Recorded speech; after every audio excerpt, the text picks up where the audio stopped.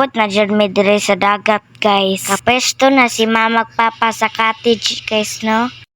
Nindot na kay smile ako manghod guys. Kinahan kay ako manghod og dagat guys ay pareha jud mi ani niya. Ay anak mama aya ay daw kanang dili mo dako ang tubig guys. Guys nakalukso mi guys. Nakaligo na mi guys.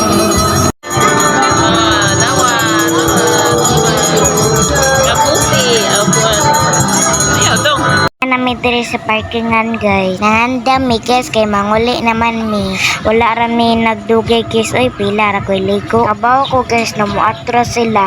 Maguna pod kong atras guys.